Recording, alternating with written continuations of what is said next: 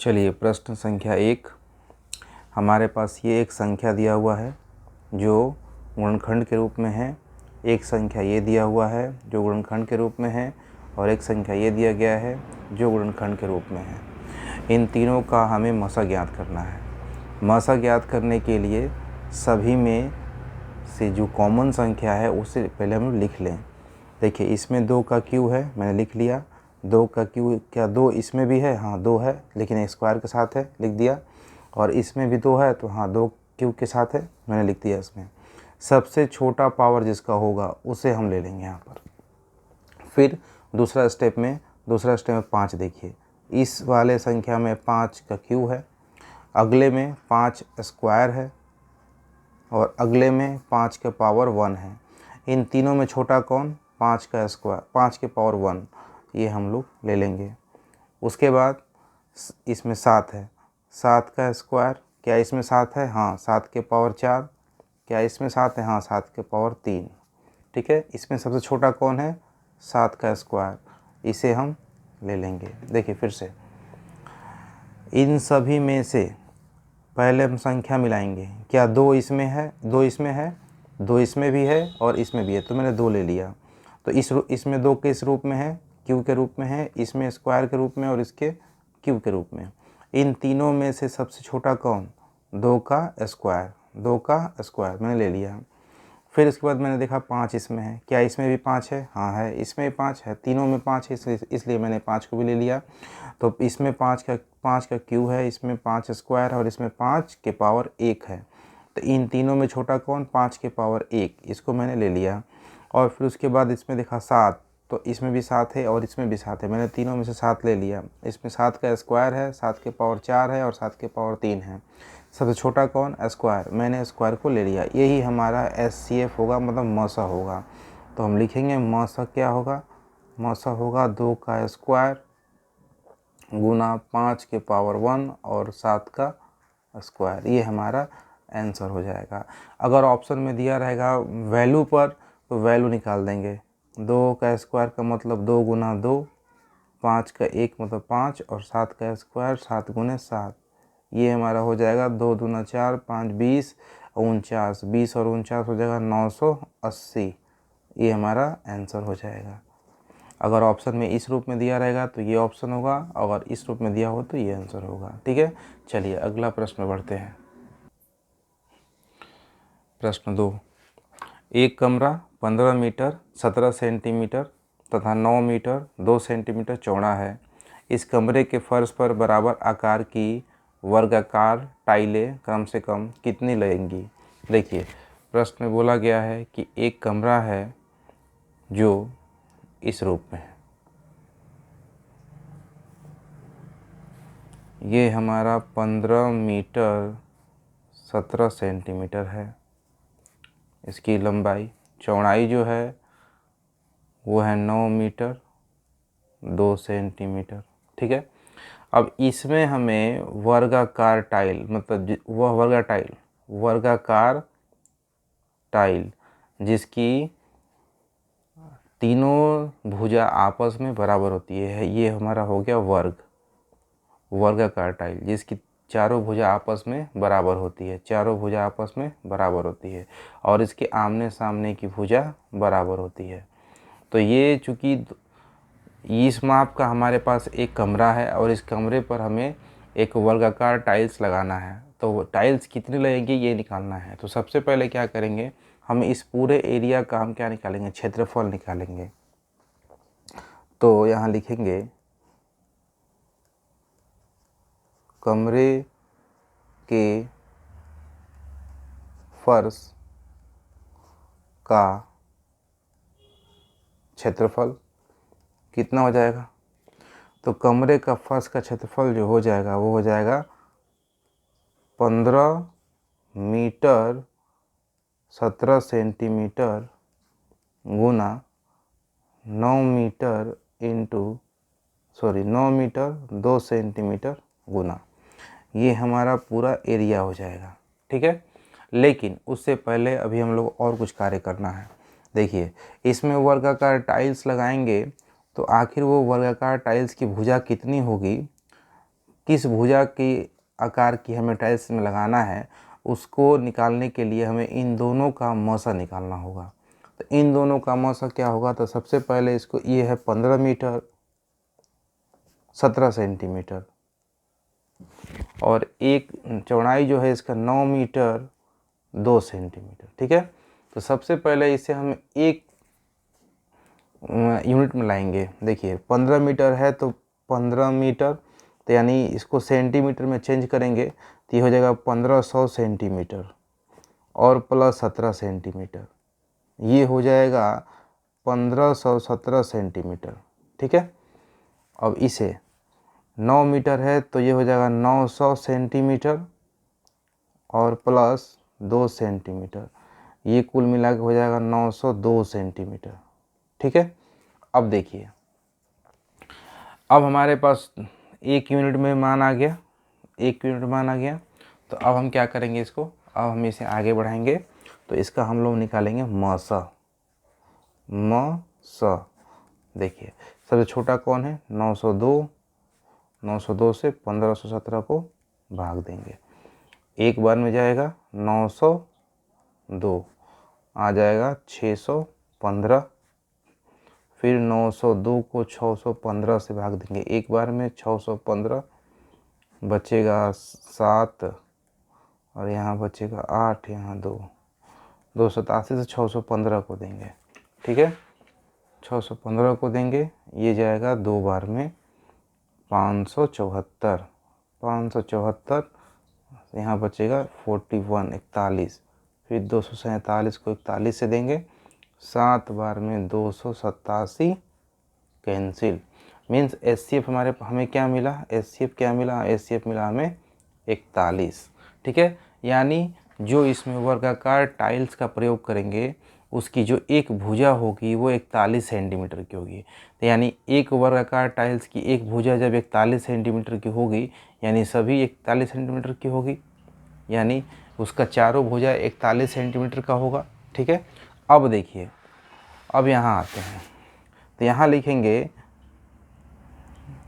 कमरे का फर्श, कमरे का फर्श का क्षेत्रफल कितना होगा, तो हम जानते हैं L इंटू बी होता है, और इसी को हम भाग देंगे वर्गाकार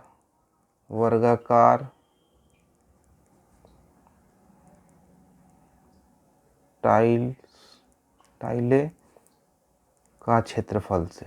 ठीक है, तो वर्ग का क्षेत्रफल होता है भुजा स्क्वायर, यानी भुजा गुना भुजा। अब L, तो L माने लंबाई, यानी 1517 सेंटीमीटर। ठीक है, और B यानी चौड़ाई 902 सेंटीमीटर था।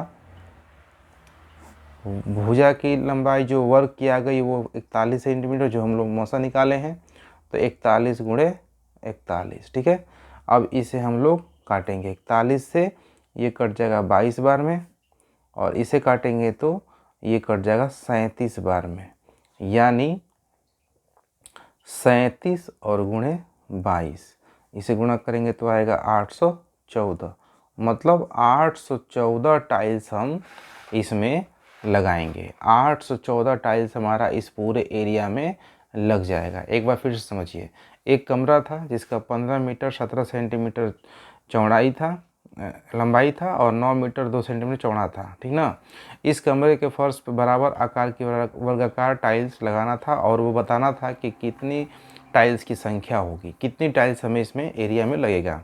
तो सबसे पहले हम इसका, इन दोनों एरिया जो इसका लंबाई और चौड़ाई दिया था उसको पहले हमने एक यूनिट में चेंज कर दिया।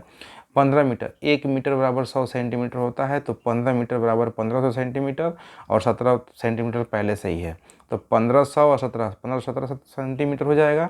9 मीटर 2 सेंटीमीटर, तो 9 मीटर बराबर 900 सेंटीमीटर और प्लस 2 सेंटीमीटर पहले से है, जोड़ दिए तो 902 सेंटीमीटर हो गया।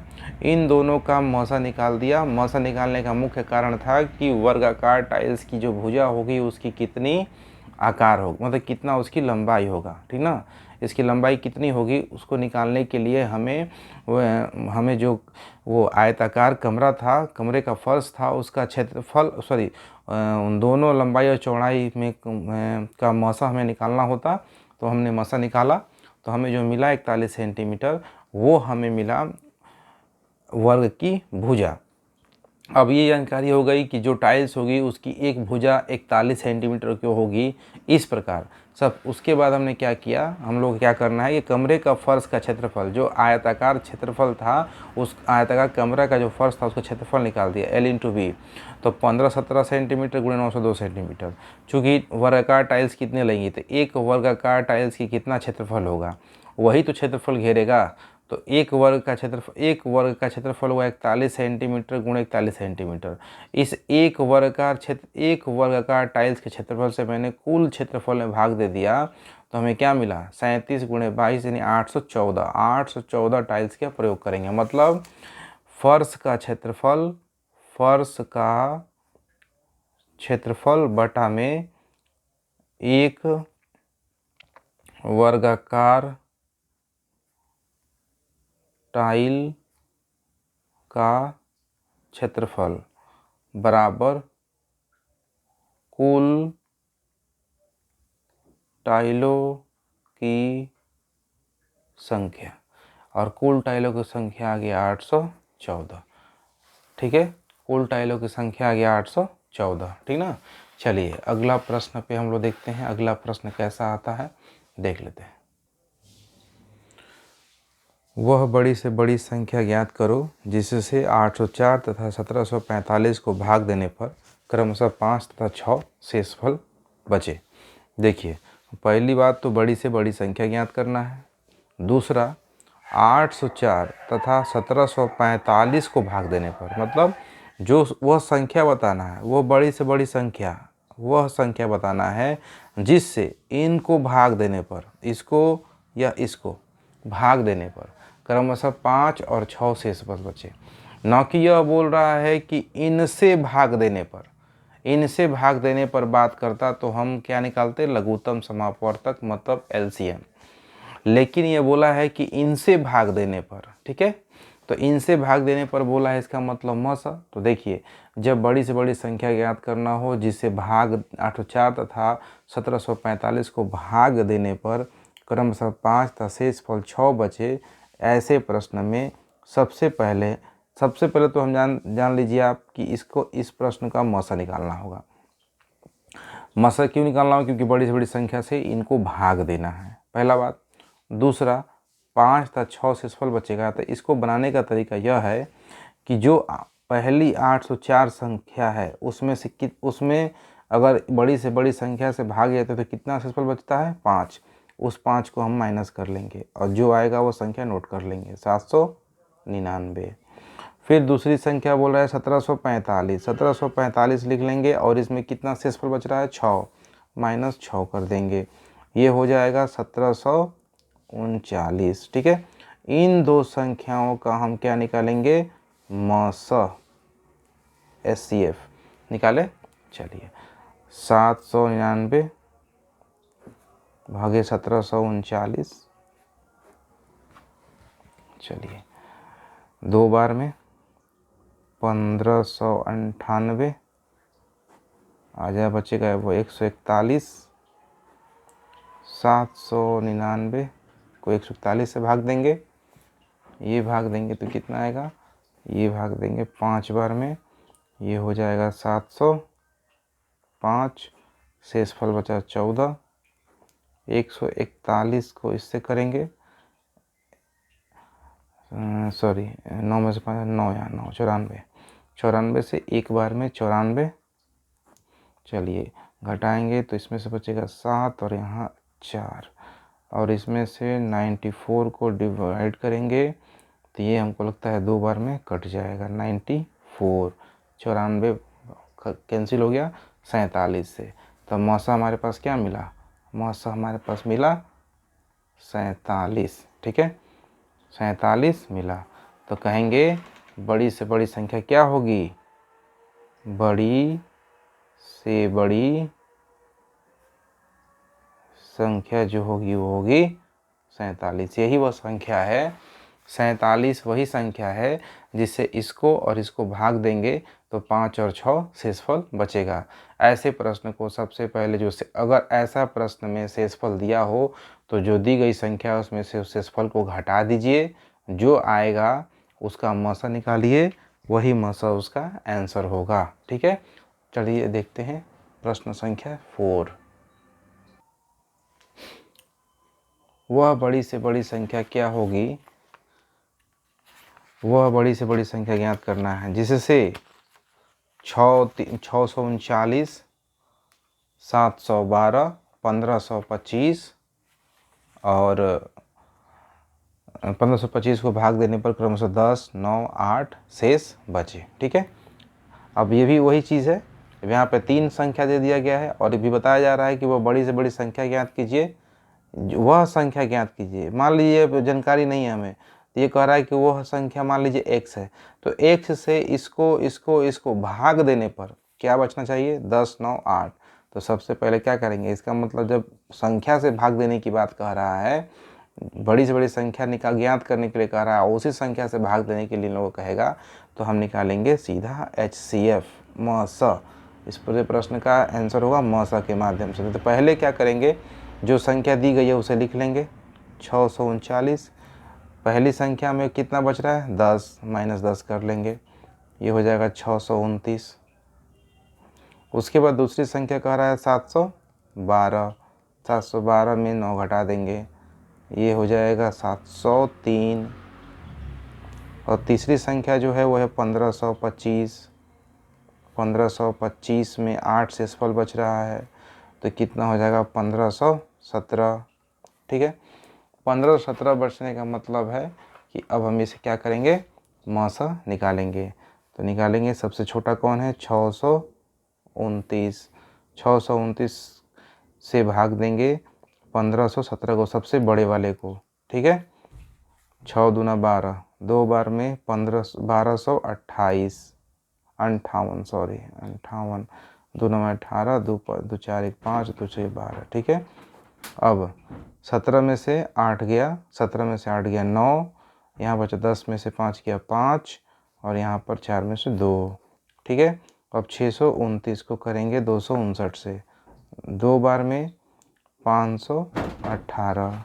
ठीक है, यहाँ बचेगा 111। ठीक है, अब इसको 259 को देंगे 111 से, 2 बार में 222। ठीक है, यहाँ बचा 37। ठीक है, 37 को 111 से, 37 से 111 को देंगे, भाग 3 बार में जाएगा 111 और ये हमारा कैंसिल, शेषफल 0। इसका मतलब हमारा लास्ट संख्या क्या हो गई? 37। लास्ट संख्या 37। अब बचा इस 37 से 703 को भाग देंगे। अब चलिए, एक बार में 37। ठीक है, यहाँ बचेगा 33, 3 और 9 बार में 333, कट गया, कुछ नहीं बचा, तो हमारा आंसर क्या आएगा? HCF हो जाएगा 37। ये हमारा आंसर होगा। क्लियर है? इस प्रश्न का पूरा आंसर क्या होगा? 37। क्लियर? चलिए अगला प्रश्न। चलिए 5वां नंबर प्रश्न देखिए। वह बड़ी से बड़ी नाप ज्ञात करो जो 7 मीटर, 3 मीटर 85 सेंटीमीटर तथा 12 मीटर 95 सेंटीमीटर की लंबाई को पूर्णतः नाप सके। देखिए यहाँ पर ये जो प्रश्न कह रहा है ना कि मान लीजिए कि एक नाप है 7 मीटर की, ये हो गया 7 मीटर की नाप। एक हो गया आपका 3 मीटर 85 सेंटीमीटर और एक नाप हो गया 12 मीटर 95 सेंटीमीटर। अब ये कह रहा है कि ऐसा नाप बताइए जो सभी लंबाई को पूर्णतः नाप दे। ये नहीं कि इसमें जो मान लीजिए कि नाप किए तो इतना टुकड़ा बच गया, इसमें से इतना टुकड़ा बच गया, इसमें से इतना टुकड़ा बच गया, नहीं। नापना है तो पूरा एक भी टुकड़ा बर्बाद नहीं होना चाहिए, ऐसा नाप हमें निकालना है इसका। ठीक है, ऐसा नाप निकालने के लिए क्या करेंगे, तो हमें ये भी बड़ी से बड़ी नाप याद करना है। और तो हम इसे क्या करेंगे, सबसे पहले सभी यूनिट को 1 यूनिट में चेंज करेंगे। ठीक है, सभी यूनिट को 1 यूनिट में चेंज करेंगे। देखिए पहला यूनिट जो दिया गया है वो दिया गया है 7 मीटर में, इसको चेंज करके लिख दीजिए 700 सेंटीमीटर।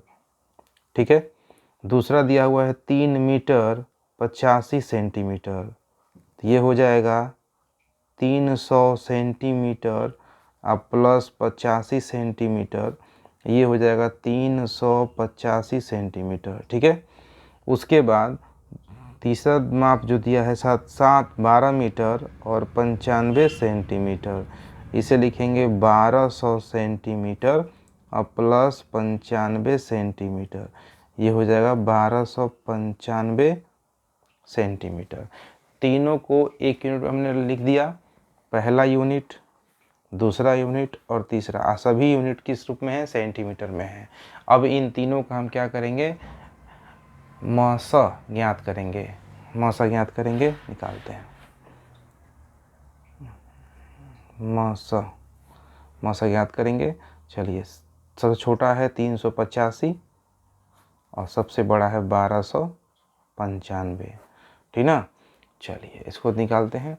तो 385 3 बार में 3 तिया 9, चलिए 3 पाँचे 15, 15 24 1 25, 3 तिया 9 10 11। ठीक है, 140 50 शेष, उसके बाद 385 को 140 से देंगे 2 बार में 280, यहाँ बचेगा 5 0 और 1, यहाँ आया 140, एक बार में 105, यहाँ बचा 35 और 35 105, कितने बार में, 3 बार में 105 कट गया। तो लास्ट संख्या क्या आया, 35। अब इस 35 से जो बची संख्या है उसको डिवाइड करेंगे। तो 35 दूना 70 तो होता ही है, 0 0 मतलब कैंसिल। क्या हो गया, तो सबसे लास्ट में भी डिवाइड किससे हुआ, 35 से ही। तो हमारा मौसा क्या होगा, मौसा होगा 35 सेंटीमीटर। 35 सेंटीमीटर। अब देखिए 35 सेंटीमीटर के माप से अगर हम इसको मापेंगे तो पूरा पूरा कट जाएगा। 35 सेंटीमीटर से इसको पूरा पूरा मापेंगे तो ये कट जाएगा, और 35 सेंटीमीटर से इसको भी नापेंगे हम लोग, 35 सेंटीमीटर निकालते जाएंगे, 35 सेंटीमीटर काटते जाएंगे इसमें से, तो ये भी पूरा पूरा कट जाएगा, एक भी टुकड़ा हमारा बर्बाद नहीं होगा। इस प्रकार आंसर क्या होगा, 35 सेंटीमीटर। क्लियर। चलिए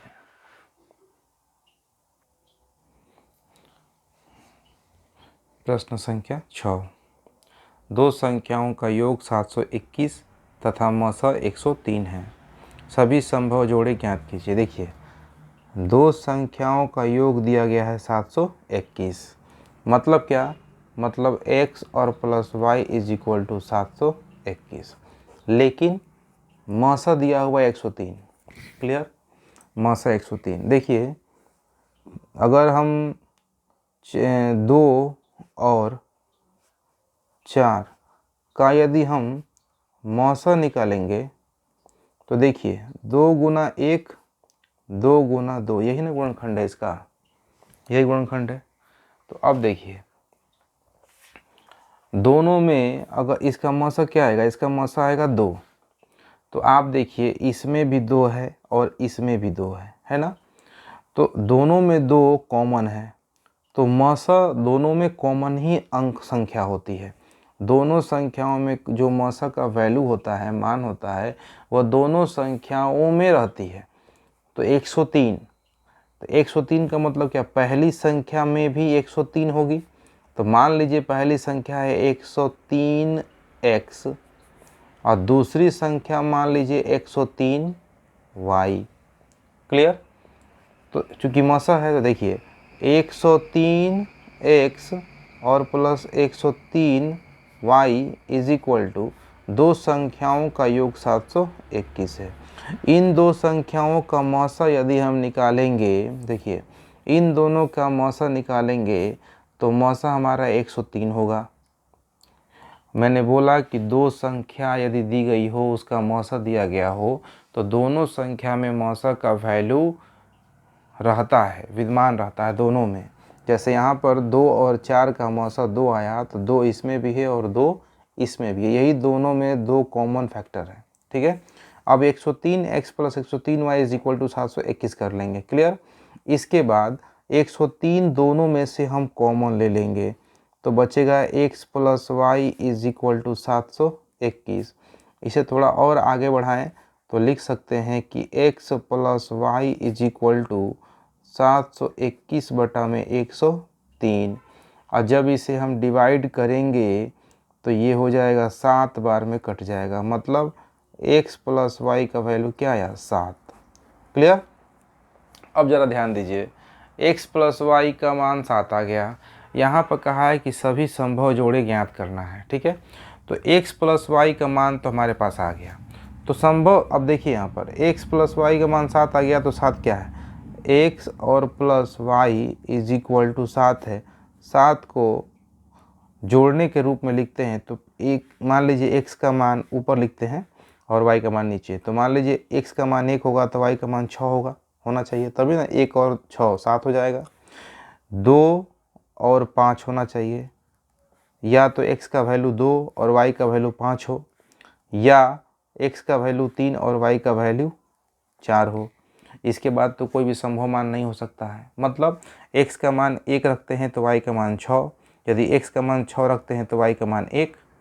ठीक है, तो ये हमारा संभव जोड़े ऐसे बन सकते हैं। ठीक है, अब इसके बाद तो जोड़ा निकालना है ना हमें, संभावित जोड़ा क्या होगा। तो अब देखिए, जब x का मान हमने कॉमन मान लिया 1, 2 और 3, और y का मान लिया 6, 5 और 4, तो यहाँ पर संख्या हम माने थे 103x।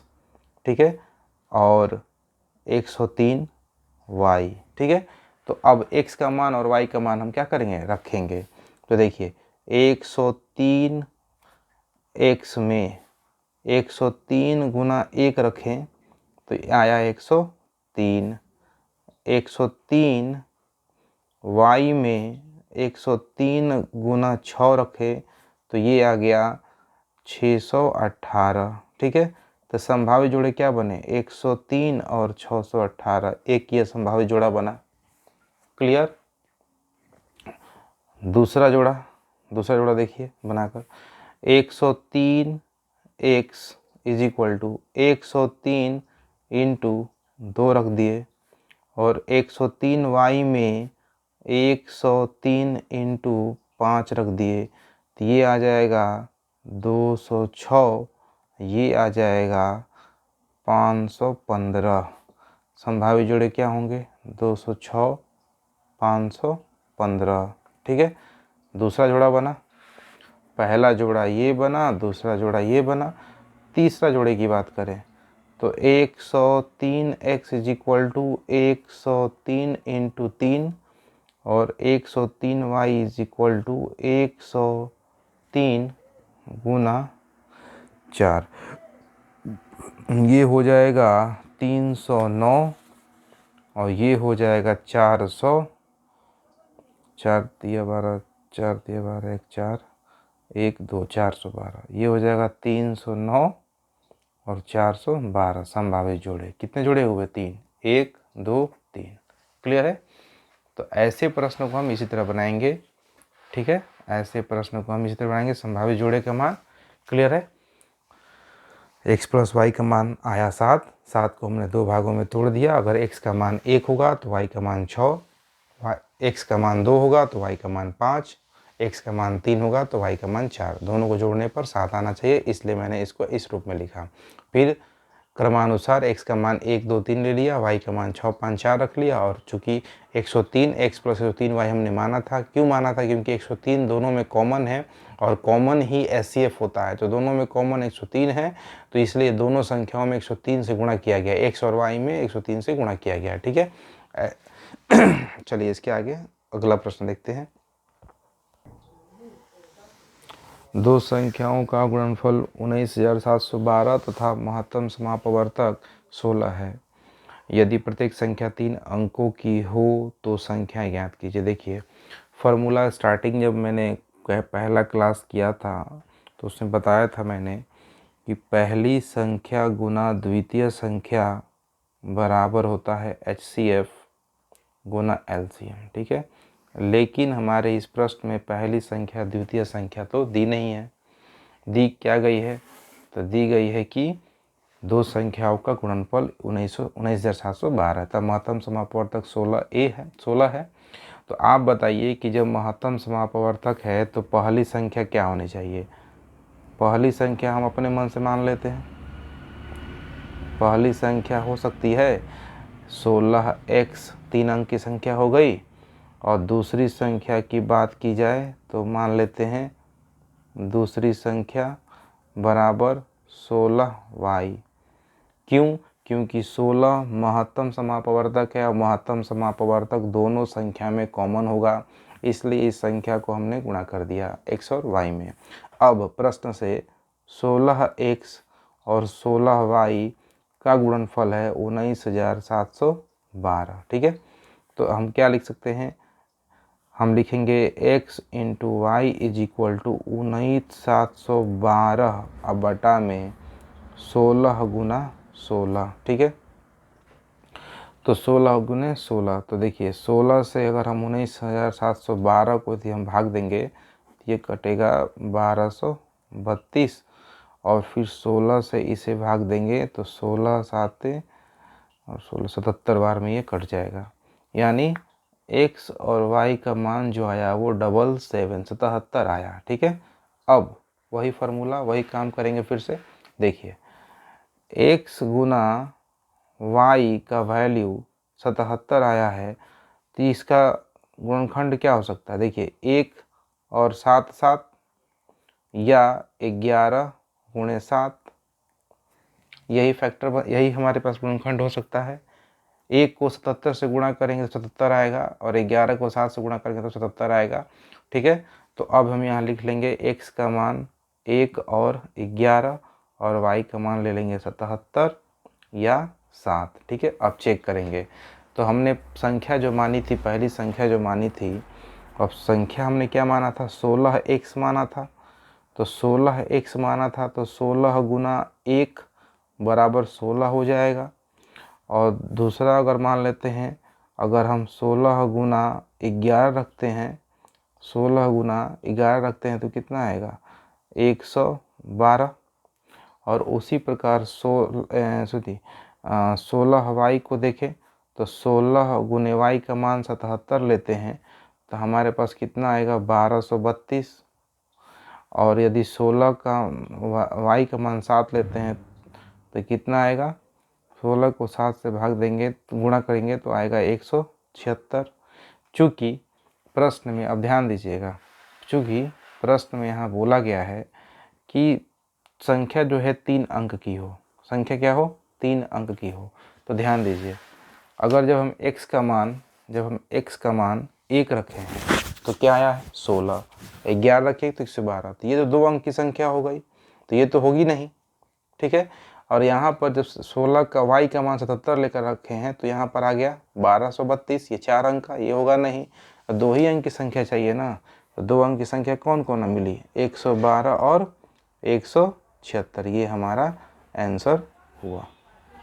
यही हमारी 3 अंक की संख्या होगी। देखिए यही हमारी 3 अंक की संख्या होगी जिनका गुणा करने पर 19,712 आएगा और HCF यानी महत्तम समापवर्तक 16 आएगा, ठीक है। चलिए अगला प्रश्न 8 नंबर को देख लेते हैं। चलिए 8वां नंबर प्रश्न देखिए आप। सबसे पहला प्रश्न हम लोग इस क्लास में हम लोग बनाए थे, तो सबसे पहला प्रश्न मिला था हम लोग को मासा ज्ञात करने का। मासा ज्ञात करने का जो अगर इस टाइप से प्रश्न दिया हो तो मासा ज्ञात करने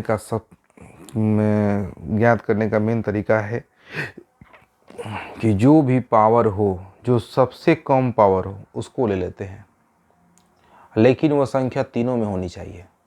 मासा में वह संख्या, जिसे मान लीजिए यहाँ पर 2 है, अगर 2 हम लेते हैं तो तीनों में 2 होना चाहिए, और उसके बाद सबसे कम जिसका पावर होगा वह मासा में लिखा जाता है। लेकिन लसा की क्या, लसा में क्या है, लघुत्तम समापवर्तक में क्या है, पहले इनको देखेंगे। पहले 2, इसमें पहली संख्या से स्टार्ट करते हैं। 2 का स्क्वायर, क्या अगले बॉक्स में भी है? हाँ है। क्या है? तो 2 का क्यूब। अगले बॉक्स में क्या है? 2, सिर्फ 2 है। इनमें सबसे बड़ा कौन है? 2 का 2 क्यूब है। ठीक है, उसके बाद अगला 3 ले लेते हैं। 3, दूसरे में 3 है? हाँ है। 3 का स्क्वायर है। तीसरे में 3 का क्यूब है। सबसे बड़ा कौन? 3 का क्यूब। उस प्रकार, इसी प्रकार आगे में